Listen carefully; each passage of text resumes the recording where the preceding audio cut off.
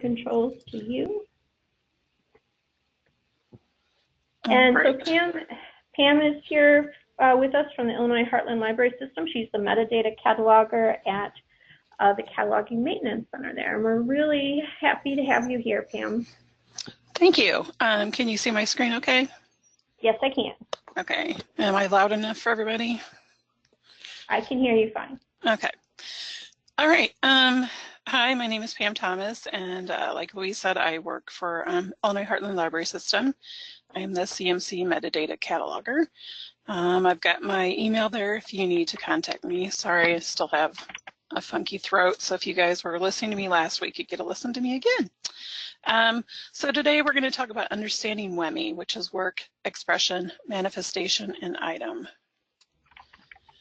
Okay, so WEMI in AACR, the terms work, edition, and item were used interchangeably. FRBR, the functional requirements for bibliographic records, attempts to define certain terms and use them consistently, and that is using WEMI, which is work, expression, manifestation, and item. So the bibliographic records that we create or edit in our everyday cataloging are for manifestations, and what we have in our hand when we create or edit a bib record is an item. Then the individual library creates the item record that describes that particular item. Okay, so I'm sure most of you have heard about the 3R project. So rather than updating AACR2, which was the Anglo-American Cataloging Rules second revised edition, the RDA Toolkit was created. And the new update is the 3R project, and I've got a link there for the beta version. Along with that, the JSC, which is the Joint Steering Committee for the Development of RDA, is being replaced by the RSC, which is the RDA Steering Committee. And then FRBR, which we talked about last week, the functional requirements for bibliographic records are going to be replaced by LRM, or the Library Reference Model, which I talked a little bit about last week. So there's a lot of changes going on. And in the Library Reference Model, they use the terms res and nomen, but they still use WEMI.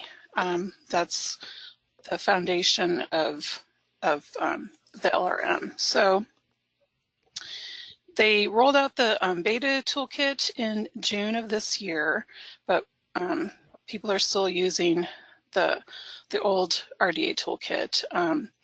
So as I said, the new RDA toolkit is going to be organized using IFLA's Library Reference Model, or the LRM, and then the RDA Steering Committee is replacing the JSC, right? And then because of this, catalogers cataloging materials using RDA guidelines need to have an understanding of WEMI and LRM, which is replacing FRBR, since LRM is the underlying foundation of the revised toolkit. So the LRM uses res for thing and nomen for name or label. WEMI is still used as entities, but RDA, agent, person, collective agent, corporate body, family, nomen, place, and time span have also been added as other entities to the new RDA toolkit. So it's becoming fuller.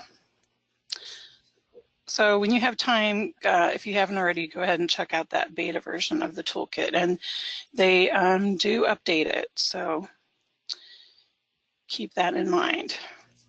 Okay, so what is WEMI? WEMI is the work, which is the story, the song, or the essay. It's the expression, which is a specific intellectual or artistic form of the work, such as text in English and Spanish, audiobook, etc. The manifestation, which is something published or produced. Text in English is manifested by a book by a particular publisher. And then the item is what you hold in your hand or access on your computer. So WEMI, work, expression, manifestation, items, starts out with the broader concept of work and moves towards the narrow concept of item. Libraries have been trying to link related items for centuries. Printed card catalogs were a simpler way of organizing materials by author, title, and subject. The online card catalog is creating a more sophisticated system by linking all materials that are related. So let's look at some WEMI possibilities. You could have a work expressed in one way, such as written words, manifested in one form, such as a collection of pages, and produced as a single item, such as handwritten manuscript. Okay, so let's look at some more WEMI possibilities. You could have a work expressed in one way, such as written words, manifested in one form, which is a collection of pages, but produced as multiple items, such as many copies of a published book. So just think of publishers printing tons of copies of the same edition of a book, so each one of those is an item, such as this beautiful complete works of William Shakespeare.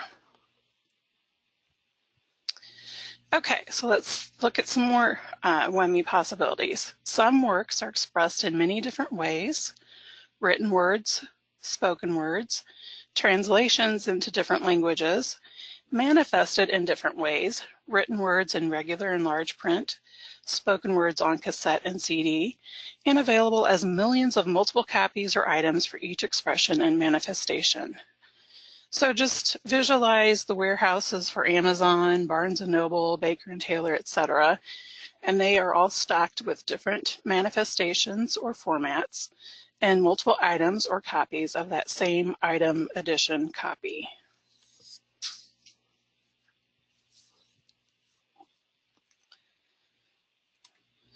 Okay, so let's look at the item. So a person writes a book and has it published, and we purchase it for our library. Now we have a physical item in our hand, the book, that is a manifestation or physical embodiment of an expression or a specific intellectual or artistic form of a work, such as the major works by Lord Byron.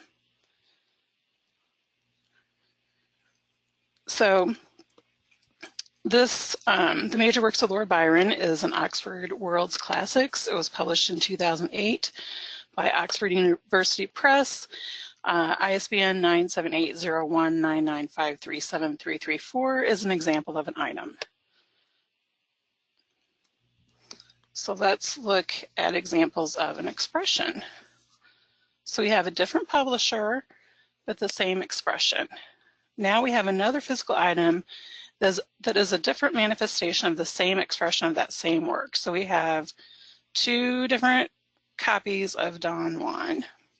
The content is the same, but the publisher, place of publication, dimensions, and pagination are different. So these are two expressions of Don Juan, the original work.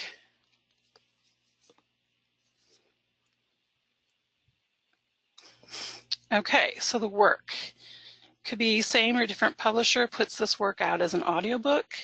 And now we have an item that is a manifestation of a different expression of the work. So we have those two different editions or expressions of Don Juan. And now we are adding an audiobook, which is a manifestation.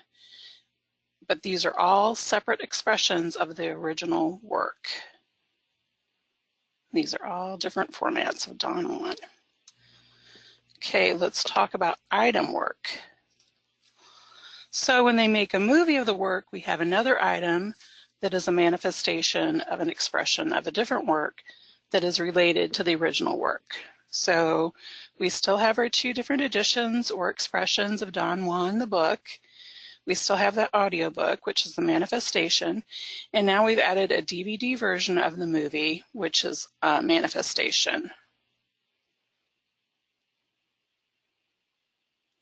Okay, so let's look at item manifestation. So if we also get the VHS tape of the movie, we have an item that is a different manifestation of the same expression of the related work. So we still have our two different editions or expressions of Don Juan as books. We've got that middle one that's the audiobook, which is the manifestation, and we have a DVD version of the movie, which is another manifestation. And now we have a VHS version, which is a 1926 manifestation of the original work.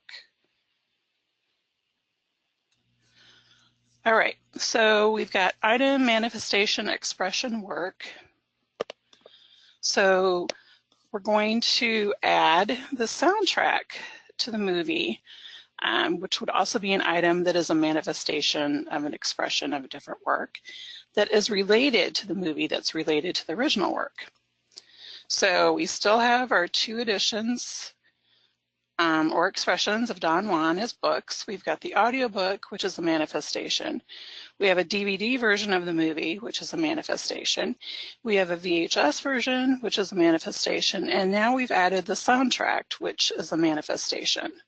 It's starting to get a little confusing, but bear with me.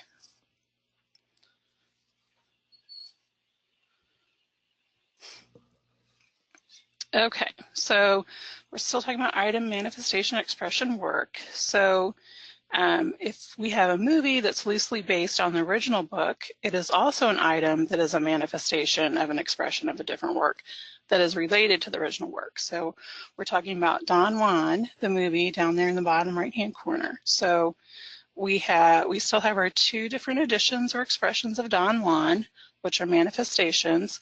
We've got an audiobook, which is a manifestation. We have a DVD version of the movie, which is a manifestation. We have a VHS version, which is a manifestation. We have a soundtrack, which is a manifestation. And now we have a movie based loosely on the original book, which is a manifestation related to the original work.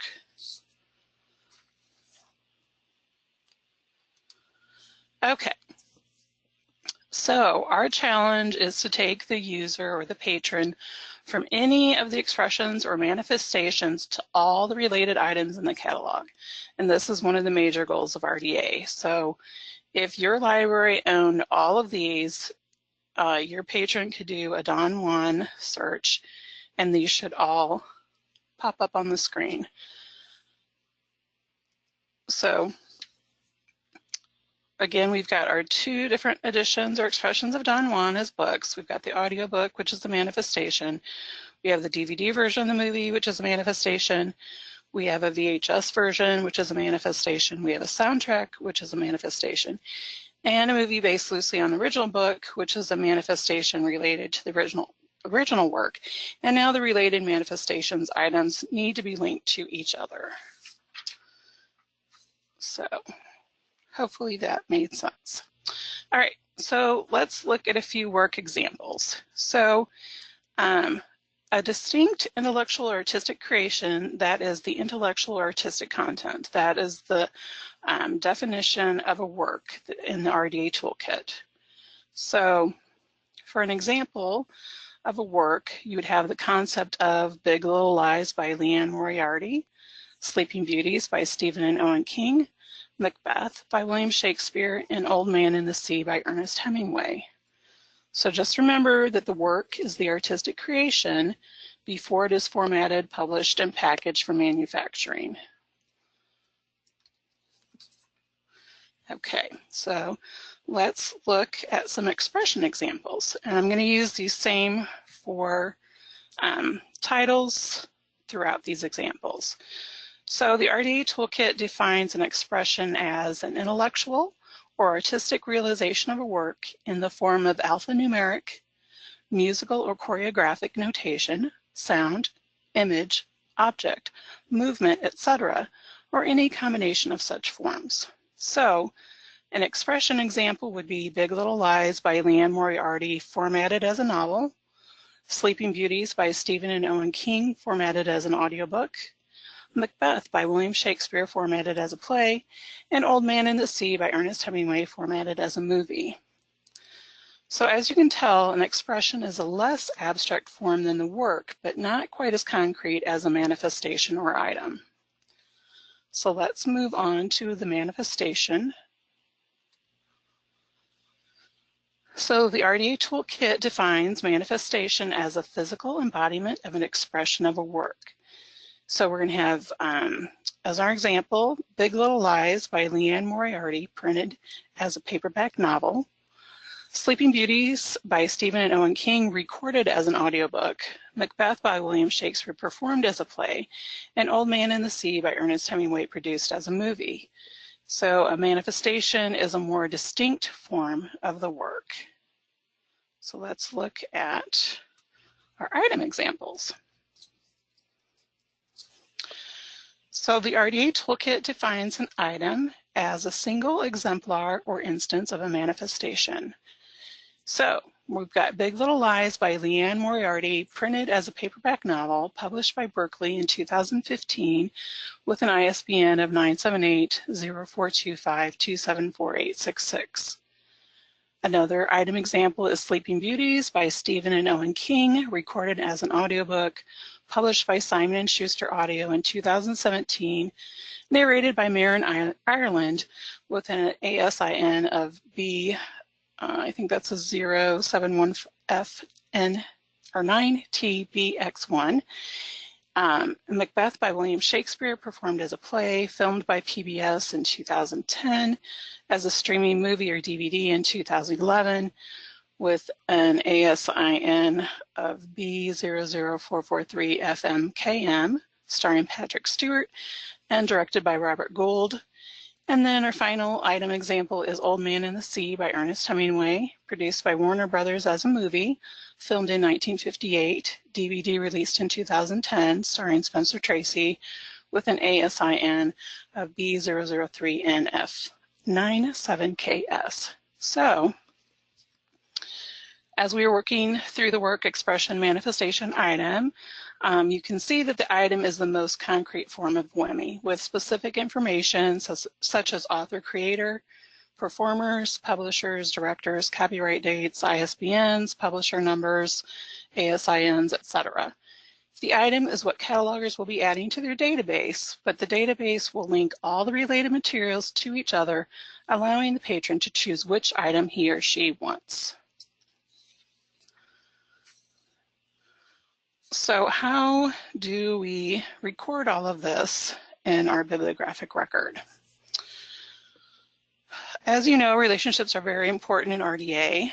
The most common relationships are a relationship between a resource and other related resources, or a relationship between a resource and persons, families, and/or corporate bodies. So think back to the original example of the movie, the Don Juan DVD, VHS adapted movie, the audiobook, the soundtrack, and how to document or note the relationship to the original work. So let's talk about related resources. So the relationship between a resource and other related resources can be expressed as, and these are all structured descriptions, and they go in the 700.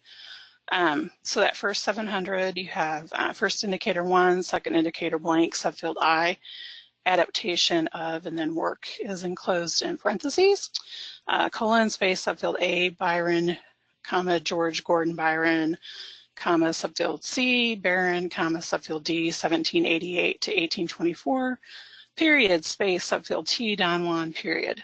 So that's what you would use for the audiobook. For the soundtrack, you're going to use the 700, first indicator 1, second indicator blank, subfield I, motion picture music, and then work, enclosed in parentheses, colon, space, subfield A, Byron, comma, George Gordon Byron, comma, subfield C, Barron, comma, subfield D, 1788 to 1824, period, subfield T, Don Juan, period. And then for the DVD and VHS, you're going to use a 700, first indicator 1, second indicator blank, subfield I, video adaptation of, and then enclosed in parentheses, work, colon, space, subfield A, Byron, comma, George Gordon Byron, comma, subfield C, Barron, comma, subfield D, 1788 to 1824, period, subfield T, Don Juan.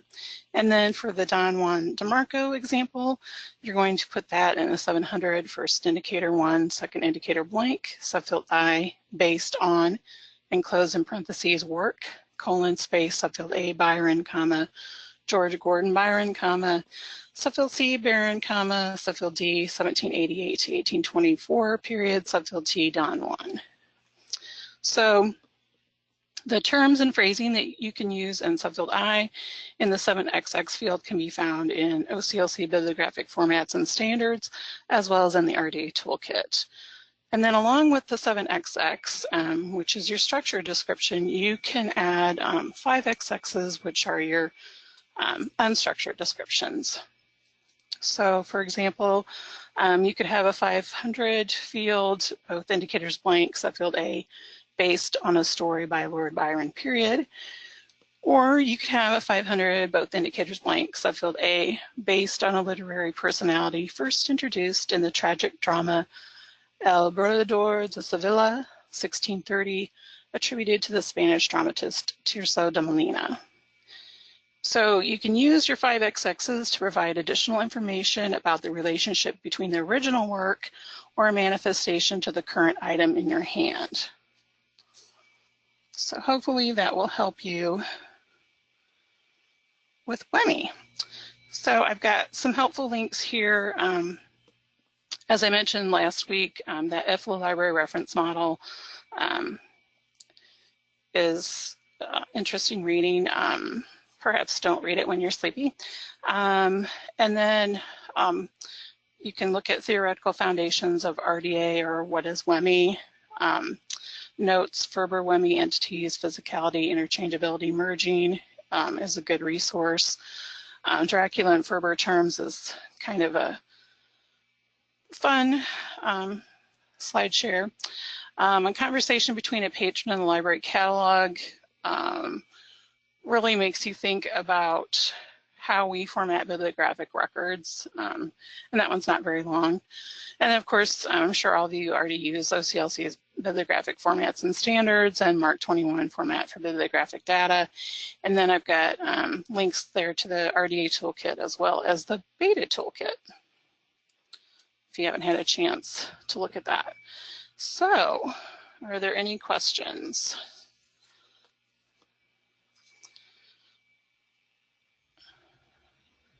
Hi, Pam. I haven't received any questions yet, so I just want to give everyone a minute or two to sure.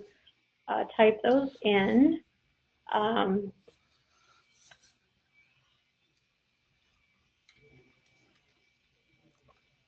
We'll give everyone a minute. So please go ahead and type those in. As you're thinking about them, I'll just, remind everyone that, this is a follow-up to a webinar Pam did on Ferber, functional requirements of bibliographic records, and that is posted on the Rails CE Archives page. I shared a link with everybody in the chat box.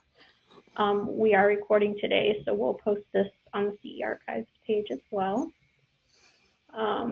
Any questions at all? If there was a question last week that I couldn't answer. Okay. Well, somebody, and I don't know if the person is listening live or if they'll listen to recording, because I don't know who asked it, but they wanted to know if IHLS was Ferberizing their OPAC database, and the question is no. Sorry I couldn't answer that, but that's not really my area. So if you are on and you asked that question last week, we're not Ferberizing our OPAC at this time. All right, here's a question. Where does a cataloger get the background information to fill in the connections? Is it just general knowledge? Does it come from the publisher? To fill in the what? The background information on the connections between these different expressions and manifestations. Manifestation item. Yeah. I think a lot of it is you really just have to do a lot of reading. Get on the RDA Toolkit if you have access to it, and kind of play around with that.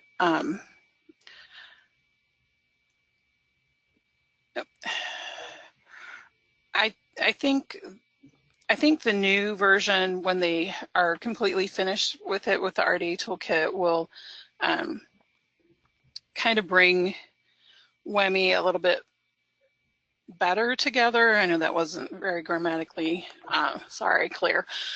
Because right now I think the current toolkit is not really putting them together. I think there are a lot of people that are still confused about WEMI and how they work together and how that's actually displaying in our OPACs, and really why do we need to know this information to be able to catalog? And I still struggle with that last question, so don't ask me to answer that. I'm sure there's a brilliant answer. I just haven't found it yet. All right, thanks, Pam. I do have a couple more questions that came in, but just to follow up with that particular question. Sure. Does OCLC have that kind of information? If you're looking at a record on OCLC? Not blatantly. I mean, you have to kind of understand the formatting of MARC records. Like when I was talking about the 700 fields and the 500 fields working together. So if you know that ahead of time and then you're looking back at your MARC record, it's like, oh, okay, that's why that 700, you know, has that information in it. Am I still sharing my screen? Yes. Okay, so if you run in OCLC, if you run across like some of these 700s, they're doing that. I mean, this is a WEMI thing. That's why they're adding these. So if you know that ahead of time, then you can start looking for that sort of thing, or you can look for the unstructured descriptions, like these notes. But just because you see this note, that might not necessarily say, oh, they did that because they're describing, you know, WEMI. But if you see these, I think it's a little more obvious that, oh, this is because they're using WEMI as their foundation for cataloging. Hope that answered your question. Okay. All right, and we had another participant asked if you could actually talk about the structured description 700 fields in a little bit further, and also the unstructured descriptions and using the 500 fields.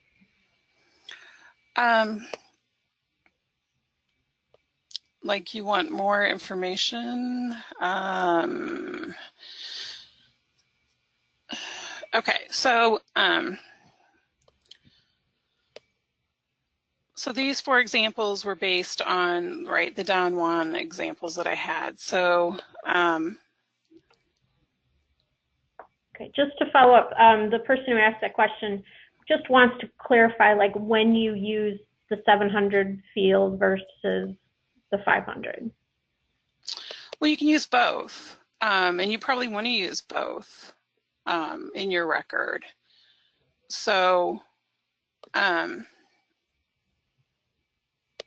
so if you're doing like this first one, the adaptation of a work,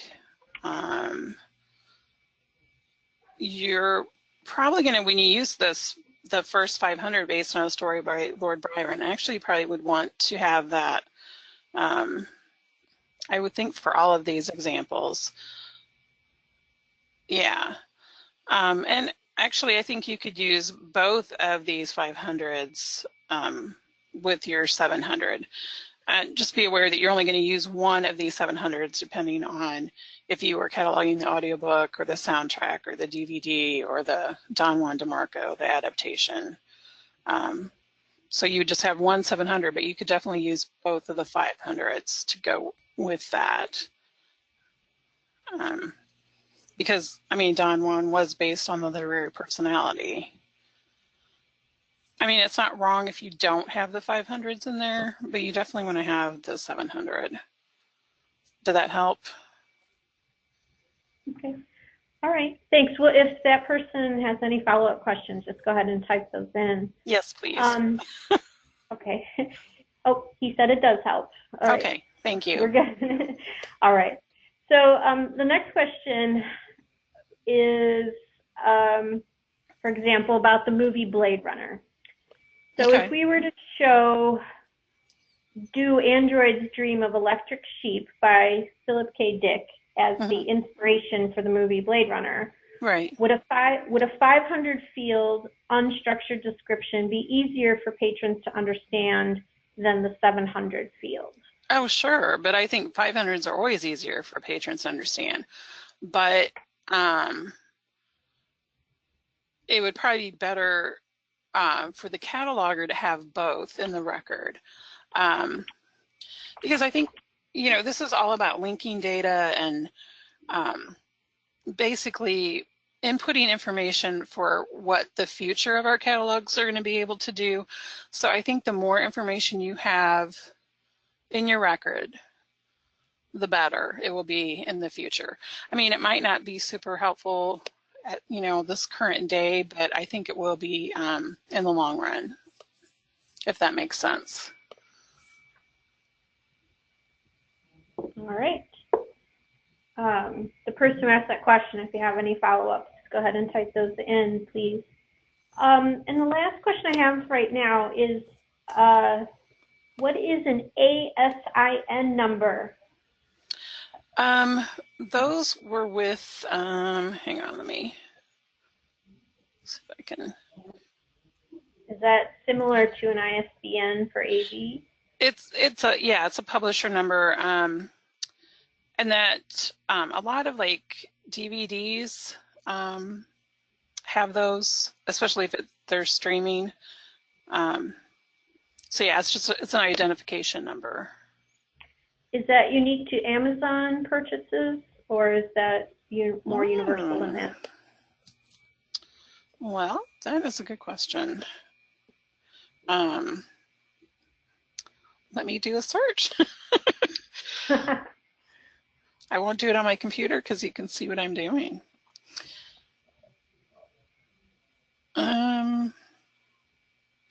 Yes, it's the Amazon Standard Identification Number.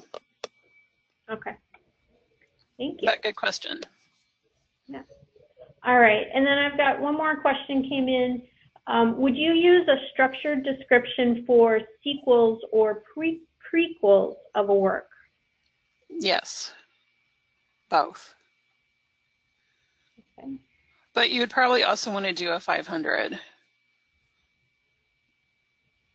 Because, you know, the 500s are a little more flexible, and because they are unstructured, you can pretty much put whatever you want in there. So you can kind of clarify things in the 500, I think, a little bit more than a 700. Right. All right. All right, that's all the questions I have from our participants. So okay. Just want to thank everyone for joining us today, and many thanks to Pam for presenting. Pam, do you have anything that you want to say to wrap up? Just thanks for listening, and like I said, I've got my email there on the title screen of the PowerPoint, so if you want to email me, that's perfectly fine.